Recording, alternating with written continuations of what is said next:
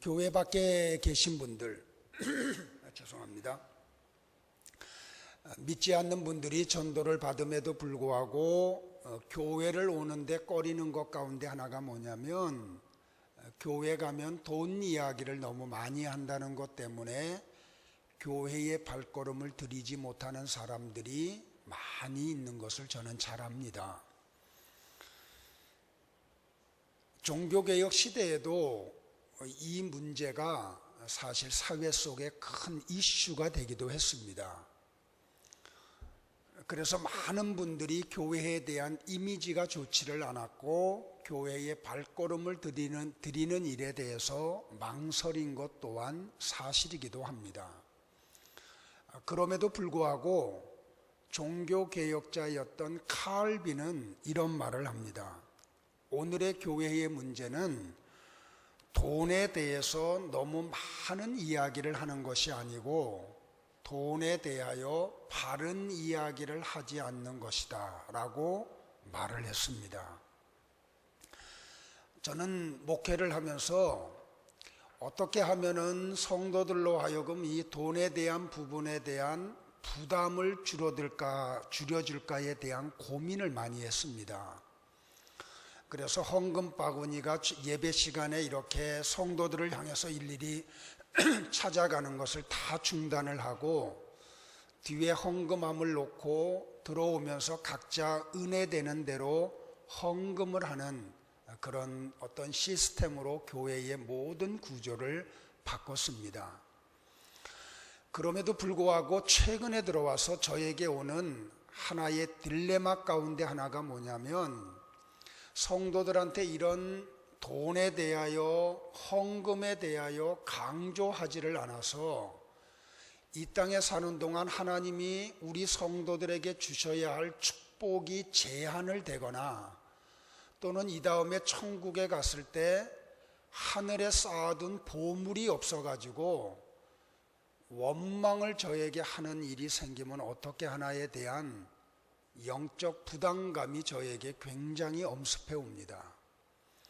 사실 현대인들이 듣기 가장 싫은 말 가운데 하나가 돈에 대한 이야기고 헌금에 대한 이야기입니다.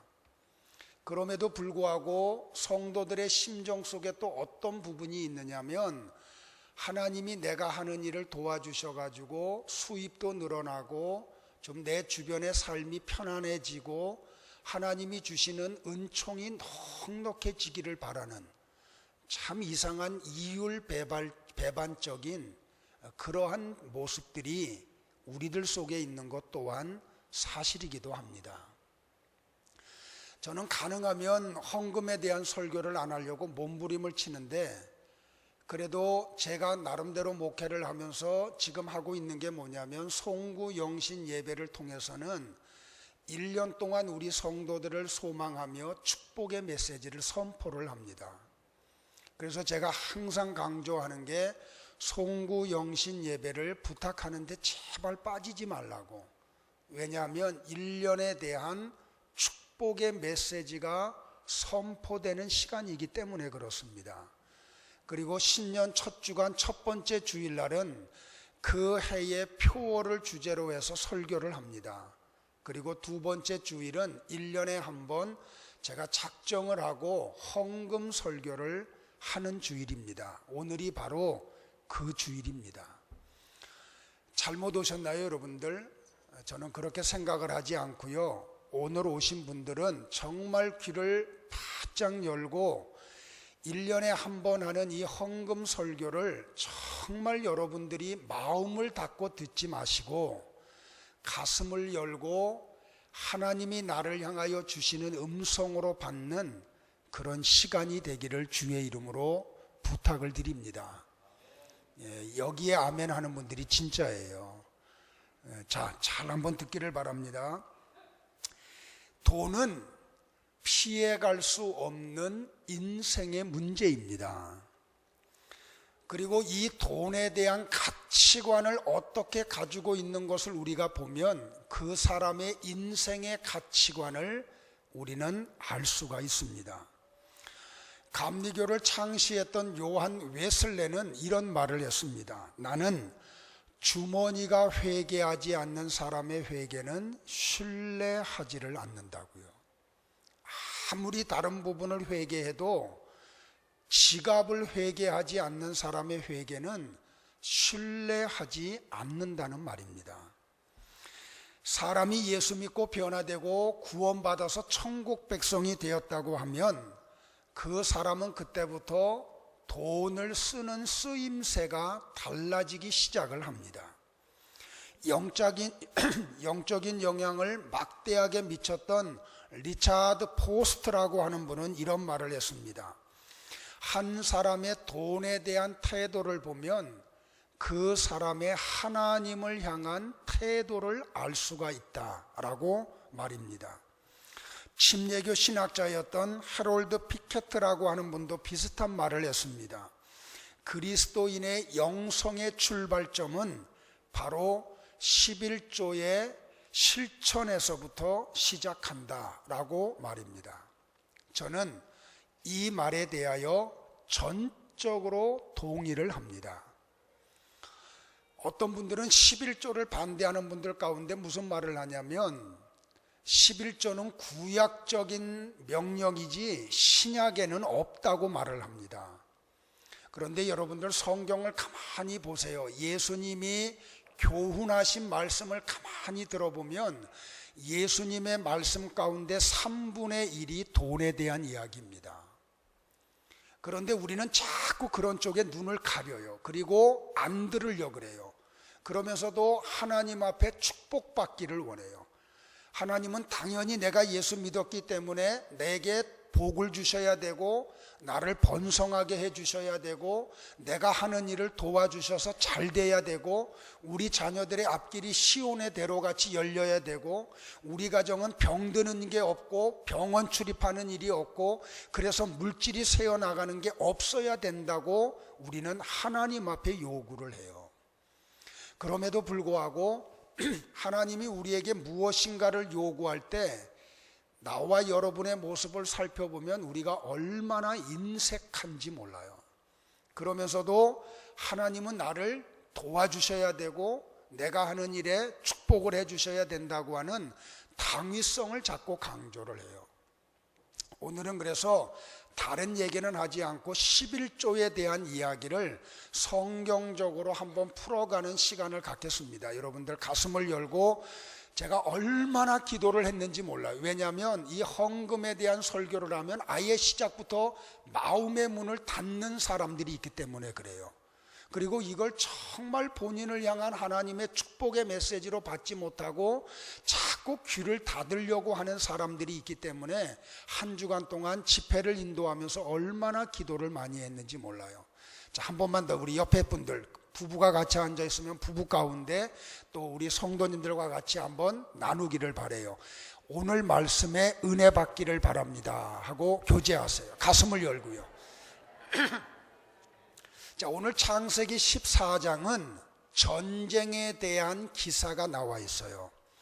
다시 말하면 요단강을 중심으로 해서 동쪽에 있는 4개 국가가 연합을 해요. 다시 말하면 바벨론 지역에 있는 국가들이 그돌라오멜이라고 하는 왕을 중심으로 해서 이 요단강 서쪽에 있는 팔레스틴 땅에 있는 5개 국가를 침략하는 전쟁의 기사가 기록이 되어 있어요. 그런데 이 전쟁에서는 동기가 어떻게 왜 이 전쟁이 일어났는지 동기를 오늘 4절이 우리에게 가르쳐줘요. 14장 4절을 한번 같이 보겠습니다. 같이 볼까요? 소리 내서요. 앞에 자막이 있으니까 좀 빨리빨리 시간이 우리가 부족하니까요. 같이 봅니다. 시작. 이들이 12년 동안 그돌라오멜을 섬기다가 제13년에 배반한지라. 무슨 말인고 하니 요단강 서쪽에 있는 5개 국가가 저 동쪽에 있는 바벨론의 그돌라오멜이라고 하는 왕에게 조공을 바치고 있었어요. 몇 년 동안요? 12년 동안을요. 그러다가 이 나라들이 조공을 바치는 일을 13년째 되는 해에 중단을 하게 돼요. 그게 바로 이 전쟁이 일어나는 시발점이었어요.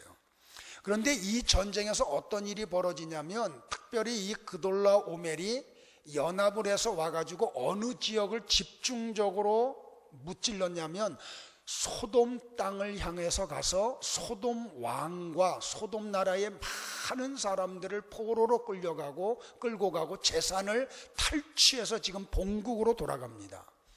거기에 지금 누가 있냐면 아브라함의 조카인 롯이 그 소돔 땅에 살다가 이 전쟁에서 소돔이 망함으로 롯도 재산을 다 빼앗기고 포로가 되어서 지금 바벨론 나라로 포로로 끌려가고 있습니다. 이 소식이 아브라함의 귀에 들려옵니다.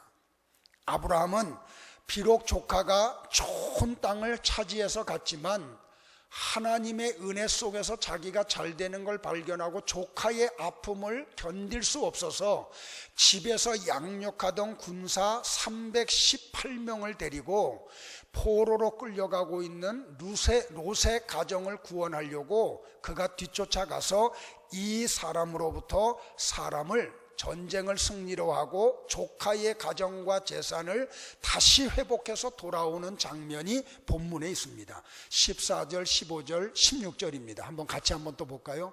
소리내서 봅니다. 시작.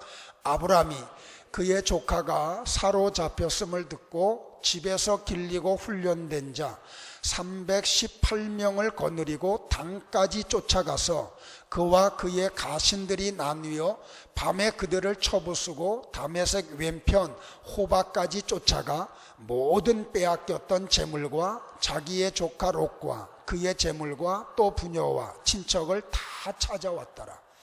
그러니까 전쟁에 나가서 승리를 거두고 지금 개선을 합니다. 조카의 가정을 데리고요. 돌아오다가 누구를 만나는 거 아니? 살렘 왕 멜기세덱을 만납니다. 그 내용이 오늘 본문 18절에 기록되어 있습니다. 한 번만 더 보겠습니다. 같이 봅니다. 살렘 왕 멜기세덱이 떡과 포도주를 가지고 나왔으니 그는 지극히 높으신 하나님의 제사장이었더라. 전쟁에 나가서 승리하고 돌아오는 아브라함 일행을 맞이한 사람이 누구냐면 예루살렘의 왕 멜기세덱이라고 하는 사람이 아브라함 일행을 개선하고 돌아오는 아브라함 일행을 만나고 그들 일행에게 떡과 포도주를 먹여주는 그러한 일이 일어납니다. 그리고 19절과 20절 상반절에 보면 바로 그가 멜기세덱 왕이 아브라함에게 축복하는 장면이 나옵니다. 제가 볼게요. 그가 아브라함에게 축복하여 이르되 천지의 주제이시여 지극히 높으신 하나님이여 아브라함에게 복을 주옵소서. 너희 대적을 네 손에 붙이신 지극히 높으신 하나님을 찬송할지로다 하며, 이 멜기세덱의 이 축복의 메시지를 받아든 아브라함이 무엇을 합니까, 여러분들? 그가 전쟁에 나가서 취한 전리품 가운데 10분의 1을 떼어가지고 예루살렘 왕인 멜기세덱에게 11조를 드립니다. 이게 성경에 나오는 첫 번째 11조를 드리는 장면입니다. 여기서 우리는 11조의 영성이 무엇인지를 우리는 발견할 수가 있습니다. 이 아브라함의 이 사건 이후로 하나님의 사람들은 그 이후로부터 자발적으로 그들의 소득 가운데 10의 1을 하나님 앞에 드리는 영성이 믿음의 세계 속에서 지금까지 흘러오고 있습니다. 사랑하는 성도 여러분들, 우리는 왜 한 달의 소득에서 10의 1을 온전히 하나님 앞에 드려야 할까요? 왜 우리는 11조를 해야 한다면 무엇 때문에 하나님 앞에 11조를 드려야 할까요? 11조의 영성이 주는 교훈이 도대체 무엇일까요, 여러분들? 오늘 이 세 가지 사실을 오늘 이 시간에 우리가 발견하고 이 말씀을 들은 이후로부터는 지금까지 11조 생활을 온전하게 하지 못했던 분들, 11조를 드린다고 하면서도 온전하게 드리지 못하고 일부만 드렸던 분들, 11조를 제한했던 분들, 11조를 가지고 그냥 자기가 쓰고 싶은데 뭐 개척교회 도와준다든지 선교한다든지 이랬던 분들이 11조에 대한 개념을 바르게 하고, 여러분들이 올해부터는 11조 생활을 온전히 함으로 마지막 결론에 우리가 볼 거지만, 하나님이 말라기 3장 10절 이하에 약속했던 축복의 내용들이 우리 성도들의 가정에, 자손 속에, 기업 속에 왕성하게 일어나는 역사가 있기를 주의 이름으로 축원합니다. 자, 아멘을 좀 밝게 좀 해주세요. 자, 첫 번째로 11조는 하나님의 나를 향한 축복에 대한 우리의 당연한 응답입니다. 여러분들 이 성경을 잘 보세요. 아브라함이 나가서 전쟁에서 승리해서 돌아왔습니다. 전쟁에 나가서 승리했다는 자체가 뭐예요? 하나님의 축복을 이야기합니다. 전쟁을 무사히 마치고 돌아오는 길에 만났던 하나님의 제사장 예루살렘의 왕 멜기세덱이 아브라함에게 축복을 하는데, 그 하나님의 사람이 축복할 때 아브라함이 깨달은 게 무엇인지 압니까 여러분들? 이겁니다. 나는 하나님으로부터 축복을 받는 사람이구나. 이 사실을 아브라함이 깨닫습니다. 왜냐하면 여기 멜기세덱이라고 하는 사람을 소개하면서 뭐라고 이야기해요? 그는 살렘 왕일 뿐만 아니라 뭐라고요? 제사장이라고 오늘 창세기 기자가 우리에게 소개를 해줍니다. 제사장이라는 말은 한마디로 표현하면 무슨 말인고 하니, 그는 하나님을 대신하는 자라는 뜻입니다. 여러분들 이 앞에 서 있는 목사가 뭐가 대단해요? 여러분하고 똑같습니다. 배고프면요 밥 먹어야 되고요, 목이 마르면 물을 마셔야 되고요, 또 먹고 나면은요 화장실 가서 배설해야 되고요. 예전에 저는 어릴 때 목사님이 화장실 가는 거 보고 시험 든 적 있어요. 와, 목사님도 화장실 가네. 나는 목사님 화장실 안 가는 분으로 알았어요. 근데 여러분들 화장실 가요. 할 거 다 해요. 기쁜 일이 있으면 기쁘고요, 슬픈 일이 있으면 슬프고요. 지난 한 주간은 얼마나 몸을 혹사했는지 어제 저녁에 사역을 마치고 집에 들어가니까 9시가 좀 넘어요. 그냥 씻고 누웠더니 그냥 눈 뜨니까 새벽이에요. 그러니까 똑같아요. 피곤하면 자야 되고요, 몸이 견딜 수 없으면 안식을 해야 돼요. 똑같은 목사예요. 그럼에도 불구하고 여러분들이 저를 대하는 태도가 다른 이유가 뭐예요 여러분들? 똑같이 냄새나고 허물 있고 부족한 사람임에도 불구하고 하나님의 일을 대신하는 분이라는 것 때문에 여러분이 저를 대하는 태도가 다르고 저에게 하는 행동이 다르잖아요. 오늘 여기 멜기세덱이 바로 그렇다는 거예요. 그래서 그 멜기세덱의 축복을 받았다는 것은 무엇을 의미하는고 하니, 아브라함을 축복하는 분이 바로 하나님이라는 거예요. 제가 여러분의 가정에 신방을 가서 축복을 해요. 그러면 그게 뭐예요? 목사가 축복한다는 게 아니잖아요. 아, 하나님이 목사님을 보내서 내게 축복을 하는 걸 보니까 하나님이 나를 축복하시는구나. 이걸 깨닫기를 주의 이름으로 축원을 해요. 그러니까 이 순간에 아브라함이 깨닫는 게 뭔고 하니, 아, 하나님이 나를 축복하셔서 내가 이 전쟁에 나가서 이겼구나, 이것을 깨달아요. 그 순간 아브라함이 전리품에서 10의 1을 떼어가지고 하나님 앞에 드려요. 그러므로 성도 여러분들, 11조의 출발점이 어딘고 하니, 하나님께서 나를 축복하신 분이라는 사실을 깨닫는 데서부터, 하나님을 만남에서부터 출발하는 게 11조 생활이라는 거예요. 창세기에서 여러분이 만나는 하나님의 모습이 어떤 분이에요 여러분들? 하나님은요, 나와 여러분을 축복하시는 분이라는 거예요. 그러니까 창세기 1장에 보면 하나님이 아담을 창조하고 난 다음에 아담에게 첫 번째 한 게 뭐냐면, 너 헌신해라, 내게 잘 보여, 이런 게 아니에요. 첫 번째 메시지가 뭔고 하니 창세기 1장 28절과 29절이에요. 이 말씀은 여러분을 향한 신년의 하나님의 첫 번째 메시지로 받기를 주의 이름으로 축원을 해요. 같이 한번 봉독할까요? 같이 봅니다. 시작. 하나님이 그들에게 복을 주시며 하나님이 그들에게 이르시되 생육하고 번성하여 땅에 충만하라. 땅을 정복하라. 바다의 물고기와 하늘의 새와 땅에 움직이는 모든 생물을 다스리라 하시니라. 하나님이 이르시되 내가 온 지면에 열매 맺는 모든 나무를 너희에게 주노니 너희의 먹을 거리가 되리라. 우리가 창세기에서 만나는 하나님의 첫 번째 모습이 뭐예요? 사람을 축복하시는 하나님이세요. 성도 여러분들, 여러분이 이 땅에서 호흡하는 게 하나님의 축복 때문인 줄로 믿으세요? 하나님이요 여러분의 호흡을 막으시면은요 여기 호흡할 수 있는 사람 한 사람도 없어요. 근데 우리는 너무 당연하게 여겨요. 일상 속에서 일어나는 일을 너무 당연하게 여겨요. 여러분이 결혼을 하고 가정을 꾸미고 자녀를 낳고 살고 있는 게 하나님의 축복 때문인 줄로 고백을 하세요?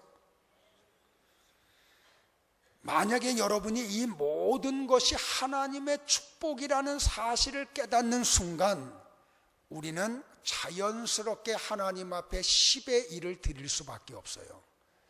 이게 11조의 영성이고 이게 11조의 정신이에요. 근데 여러분들 이 멜기세덱이라는 사람의 이름을 가만히 보면 이 셀렉이라는 이름의 뜻이 뭐냐면 의라는 뜻이에요. 그래서 히브리서 기자가 아브라함에게 축복을 하고 아브라함으로부터 11조를 받았던 이 멜기세덱에 대해서 우리에게 가르쳐 주는데 뭐라고 말하냐면 히브리서 7장 3절에서 이렇게 말해요. 그는 처음 사람이 아니라고요. 그리고 그는 족보도 없다고요. 아버지도 없고 어머니도 없고 족보도 없고 시작한 날도 없고 생명의 끝도 없고 하나님의 아들과 닮아서 항상 제사장으로 있다고요. 누구예요 여러분들? 구약에 나타난 성자 예수 그리스도예요. 그러면 여기 아브라함이 10의 1을 드린 분이 누구냐면 바로 성자 예수 그리스도에게 드렸다는 말이에요. 정말 놀라운 게 뭐냐면 전쟁에서 승리하고 돌아오는 아브라함에게 성자 예수 그리스도가 나타나가지고 뭘 주세요? 떡과 포도주를 줘요. 성찬을 베풀었다는 말이에요. 그런데 예수님이 이 지상에서 삶을 사시면서 마지막에 제자들을 한 곳에 모아놓고 뭘 하세요? 성찬을 하세요. 예수님이 뭐라 그런지 아세요? 이 떡은 너희를 위하는 바 나의 몸이라고. 또 잔을 주시면서 뭐라고 말씀하냐면 이것은 너희를 위해서 흘리는 나의 피 곧 언약의 피라고. 그러면서 예수님이 뭐라고 말씀하시냐면 너희가 이 떡을 먹고 잔을 마실 때마다 이렇게 얘기해요. 따라하세요. 나를 기억하라. 한 번만 더요. 나를 기억하라. 어제 우리 부부셀에서 성찬식을 했어요. 미니 성찬식. 그러니까 부부간에 서로 성찬을 나누면서 서로 제가 띄워주지 않고요. 남편이 떠서 아내에게, 아내가 떠서 남편에게 잔을 제가 따라주면 남편이 아내에게, 아내가 남편에게, 그리고 서로 부둥켜 안고 서로를 위해서 축복하는 시간을 가졌어요. 놀라운 일이 뭔지 아세요? 부부의 눈에서 다 눈물이 흘러. 남편이 아내를 축복하는 게 얼마나 복된지요. 아내가 남편을 축복을 해. 얼마나 복된지요. 근데 예수님이 뭐라고 말씀하냐면 너희가 성찬을 나눌 때마다 나를 기억하라고. Remember me. 나를 기억하라고. 그러니까 11조는요. 우리 주님이 나를 위해서 대속의 죽음을 죽으신 것을 기억할 때 나타나는 게 11조의 영성이에요. 정말 구원받았다고 하면 우리가 온전한 10의 1을 구별해 드릴 수밖에 없다는 거예요. 두 번째로 우리가 11조를 드려야 하는 이유가 이거예요. 11조는 우리의 성취의 원인을 고백하는 고백이기 때문에 그래요. 성도 여러분들, 11조는 단순히 돈을 드리는 게 아니에요. 좀 착각하지 않았으면 좋겠어. 단순히 헌금 행위가 아니에요. 이 11조는요, 헌금이라고 그래서 말을 안 해요. 11조는 구원받은 사람들이 당연히 해야 될 의무라는 거예요. 의무요. 그러니까 신학적으로 말하면 11조는 신앙 고백이에요. 신앙 고백이에요. 자, 오늘 본문 20절을 한번 보겠어요, 여러분들. 믿음으로 읽기를 바라요. 같이 봅니다. 시작.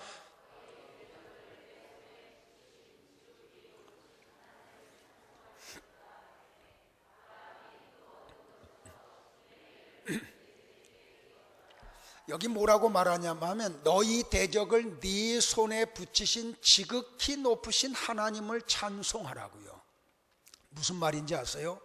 성경학자들이 뭐라고 말하냐면 지금 롯을 구하기 위해서 간 아브라함의 군사가 몇 명이에요? 318명이에요. 그런데 이 그돌라 오멜이 데리고 온 연합한 군인의 숫자가 얼마냐면 1만 명이 넘는데요. 10,000명하고 318명이 싸워요. 누가 이겨요? 10,000명이 이길 수밖에 없어요. 이거는요, 어떤 수단이 동원돼도 안 되는 거예요. 그런데 이 전쟁을 아브라함이 이겨요. 왜 그래요? 하나님이 도와주셔서 그래요. 그러니까 여기서 우리가 깨닫는 게 뭔고 하니, 하나님이 도와주지 아니하면 어떤 일도 이루어지지 않는다는 거예요. 그러니까 오늘 여러분이 지금 살만한 거는 다시 말하면 뭐냐면 우리가 깨닫지 못하는 것뿐이지 하나님이 여러분의 배후에서 여러분의 하는 일을 도와주셨기 때문이라는 거예요. 이거 알아야 돼요. 어저께 우리가 목회자들 셀을 하면서 나누는데 무슨 얘기했냐면 이런 얘기했어요. 하나님이 너무 많은 걸 보여주는데 우리의 눈이 흐려가지고 그걸 못 보는 게 얼마나 많느냐는 거예요. 하나님이 들려주시는 소리가 너무 기가 막히게 많은데 우리가 듣지 못하고 흘리는 것들이 얼마나 많으냐는 거예요. 11조 왜 못 드려요? 야, 내가 얼마나 뼈 빠지게 고생을 했는데, 내가 얼마나 새벽같이 일찍 일어나서 동서남북으로 뛰어다니면서 갖은 모욕을 겪고 내 지혜를 동원했기 때문에 이런 일이 일어났지. 그래서 못해요. 근데 조금만 비틀어서 생각해 보세요. 내가 한 달 동안 움직일 수 있는 건강을 누가 주셨어요? 하나님이 주셨어요. 이거 깨달아야 돼요. 내가 한 달 동안 일을 할 수 있는 지혜를 누가 주셨어요?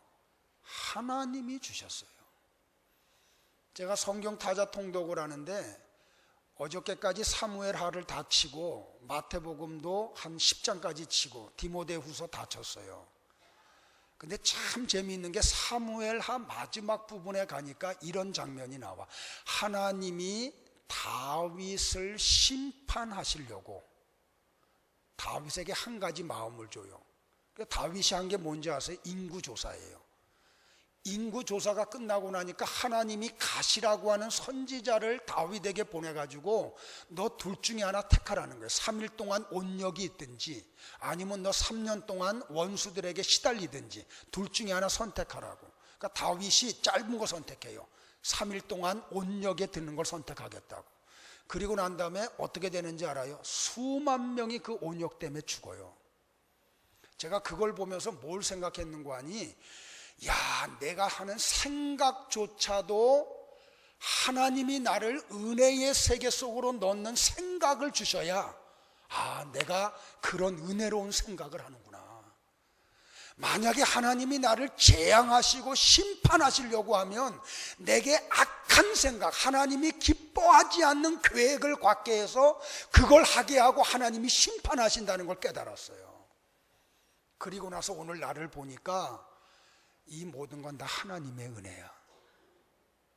이거를 깨닫는 순간 우리는 하나님의 그 은혜 앞에 10의 1을 드릴 수밖에 없다는 거예요. 깨닫기를 주의 이름으로 축원해요. 그 다음에 마지막으로 중요한 건 뭐냐면 이 11조는 하나님이 강요하신 게 아니라는 거예요. 아브라함이 자발적으로 드린 거예요. 이거 꼭 잊지 마세요. 근데 여러분들 이 본문을 가만히 보세요. 하나님이 멜기세덱 왕이 야 너 11조 내놔 그런 말이 있어요 없어요? 없어요. 하나님이 내가 너 도와줄게, 내가 너 건강 주고 이기게 하고 전리품 갖고 오게 할게, 너 11조 드려라 이랬어요? 안 그랬어요. 하나님이 하신 일은 그가 알지 못하는 가운데서 아브라함을 도와주시고 축복하신 것밖에는 없어요. 그런데 하나님의 축복을 받는 순간 아브라함의 가슴 속에서 하나님을 향한 뜨거운 마음 막 일어나. 그래서 자발적으로 드린 게 11조예요. 이것이 아브라함 이후로 태어나는 믿음의 사람들의 삶 속에서 나타난 아름다운 영성이에요. 성경을 여러분들 보세요. 성경에 보면 11조 사건이 얼마나 많은지 몰라. 대표적인 분이 누구예요? 야곱이에요. 그가 아버지 이삭을 속이고 축복 기도를 받고 하란 땅으로 도망가다가 베델에 누워서 돌을 베고 잠을 자고 난 다음에 그가 꿈에서 하나님을 만나. 사닥다리가 하늘까지 닿는데 하나님의 사람들이 오르락 내리락 해요. 그때 일어나서 야곱이 한 게 뭐예요 여러분들? 창세기 28장 22절이에요. 다 같이 한번 봐요.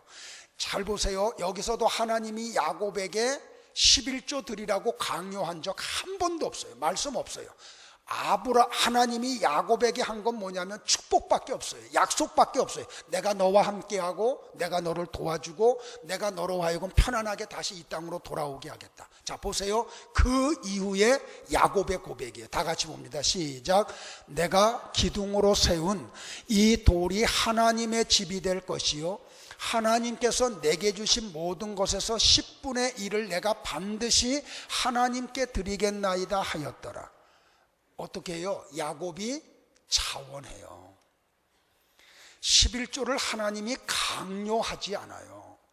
하나님의 사람들이 하나님의 은혜를 받고 깨닫는 순간 자원해서 드리는 게 11조라는 말이에요. 그 이후에 500년 후에 아브라함 이후에 500년 후에 모세가 태어나요. 그리고 모세 시대에 11조가 율법의 한 부분이 돼요. 종종 11조를 반대하는 사람이 내세우는 게 뭐냐면 11조가 율법이라는 거예요. 근데 여러분들 갈라디아서를 보면 똑같이 나오지만 율법이 이루어지기 전에 아브라함이 있었고 야곱이 있었고 율법이 생기기 전에 하나님의 사람들이 하나님 앞에 11조를 드렸다는 사실을 기억해야지 돼요. 11조는 율법이 아니에요. 성경을 모르는 사람들이 너무 단편적으로 보고 한국 성도들에게 세뇌를 시켰어요. 왜? 그거는 사단의 작품이라고 나는 생각을 해요. 왜요? 11조 안 드리면 하나님이 축복 안 하시거든요. 그러니까 하나님의 사람들로 하여금 하나님이 주시는 축복의 세계 속으로 못 들어가게 하려고, 궁극적으로는 천국의 보물 쌓는 일을 못하게 하려고 사단이 사람들을 연구시켜서 자꾸 이런 안 좋은 얘기들을 하게 하는데, 사람들의 습성이 뭐냐면 은혜로운 얘기는 듣기 싫어하고 은혜롭지 않은 얘기는 들으면 가슴에 탁 못이 배겨요. 그리고 그게 진리인 줄 알아요. 깨닫기를 주의 이름으로 축원을 해요. 마태복음에 보면 율법의 형식만 붙들고 율법의 정신을 잃어버린 바리새인들이 있었어요. 그때 예수님이 이들을 책망하시면서 11조에 대하여 이렇게 말을 해요. 그러나 이것도 버리지 말고 저것도 버리지 말라. 분명히 주님이 말씀하셨어요. 성도 여러분들, 11조의 정신이 뭔지 아세요? 10분의 1을 드리는 게 아니에요. 내게 있는 10의 전체가 다 하나님 거예요. 하나님 것인데 내게 잠시 맡겨주신 거예요. 그러니까 11조는 뭐냐면 내게 있는 모든 것을 하나님 앞에 드린다고 하는 나의 신앙 고백이에요. 그래서 많은 분들이 신약에는 11조의 내용이 없다는 말을 해요. 그렇지 않아요. 그래서 어느 한 신약학자가 무슨 말을 했냐면 이런 말을 해요. 왜 신약 성경이 11조를 강조하지 않았는가? 그 이유는 초대교회 성도들은 10의 1은 기본이었기 때문에 그랬다는 거예요. 요새 수요일날 사도행전 우리 공부하고 있는데 4장 5장으로 넘어가면 어떻게 해요? 그들의 전 재산을 교회에 다 드려요. 11조에 대한 걸 말할 필요가 없는 영성이 초대교회 성도들에게 있었다는 거예요. 그거를 몰라요, 사람들이요. 그러니까 지금 이 시대의 크리스찬들이 11조의 영성이었기 때문에, 어떤 신앙의 영성이었기 때문에 이것 가지고 흔들어. 사도행전 보세요, 여러분들. 다 드렸어요. 무슨 10의 1만, 사도행전의 성도들은 10의 1을 가지고 타치 안 했어요. 자기들의 가진 걸 다 드리려고 했어요. 얼마나 더 드릴 수 있을까? 어떻게 하면 더 드릴 수 있을까? 이것 가지고 고민을 했어요. 성도 여러분들, 말씀 정리할게요. 11조를 안 하는 분들이 많이 있어요. 근데 드리는 분들 가운데도 온전한 10의 1을 드리지 않는 분들이 많이 있어요. 저는 오늘 이 설교 이후로 우리 성도들이 온전한 11조를 드리는 분들이 되기를 주의 이름으로 축원을 합니다. 이거는요, 하나님이 우리에게 강요하는 게 아니에요. 아까도 이야기했지만 성도들이 하나님의 은혜 속에서 자원하에서 드렸다는 거예요. 그런데 이 구약의 마지막 시대에 오면은 영성이 흐트러져. 그래서 이런 부분들이 막 흔들리니까 하나님이 막 화가 나가지고 주신 말씀이 말라기 3장이에요. 자, 저는 설교를 오늘은 말라기 3장을 우리가 같이 봉독함으로 정리하려고 해요. 몇 절을 보는 거 아니? 7절부터 12절까지 정말 기도하는 마음으로 하나님이 여러분에게 직접 하시는 음성으로 듣는 이 시간이 되기를 바라요. 다 같이 고개 드실래요? 입술을 벌리세요. 그리고 성경을 그대로 읽어만 가세요. 같이 보겠습니다. 만군의 여호와가 이르노라. 너희 조상들의 날로부터 너희가 나의 규례를 떠나 지키지 아니하였도다. 나의 규례를 떠나 지키지 아니하였도다. 그런즉 내게로 돌아오라. 그리하면 나도 너희에게로 돌아가리라 하였더니 너희가 이르기를 우리가 어떻게 하여야 돌아가리이까 하는도다. 사람이 어찌 하나님의 것을 도둑질하겠느냐. 그러나 너희는 나의 것을 도둑질하고도 말하기를 우리가 어떻게 주의 것을 도둑질하였나이까 하는도다. 이는 곧 11조와 봉헌물이라. 너희 곧 온 나라가 나의 것을 도적질하였으므로 너희가 저주를 받았느니라. 만군의 여호와가 이르노라. 너희의 온전한 11조를 창고에 들여 나의 집에 양식이 있게 하고 그것으로 나를 시험하여 내가 하늘문을 열고 너희에게 복을 쌓을 곳이 없도록 붙지 아니하나 보라. 만군의 여호와가 이르노라. 내가 너희를 위하여 메뚜기를 금하여 너희 토지 소산을 먹어 없애지 못하게 하며 너희 밭에 포도나무 열매가 기한 전에 떨어지지 않게 하리니 너희 땅이 아름다워지므로 모든 이방인들이 너희를 복되다 하리라. 만군의 여호와의 말이니라. 이 시간에요, 주보를 열어보면 2013년도 헌금 작정 카드가 있어요. 이 시간에 우리 1년 동안 헌금을 작정하는 시간을 갖기를 바라요. 11조가 있어요. 하기로 작정을 하십니까? 하면은 동그라미를 치세요. 왜냐하면 그래야 헌금 카드를 만들어서 그 헌금 칸에다 여러분의 것을 놓을 수 있기 때문에 그래요. 하시는 분들도 표시를 해주세요. 다시 한번 점검을 해야 되기 때문에 그래요. 교회가 건축을 하느냐고 조금 많이 경제적으로 힘들어요.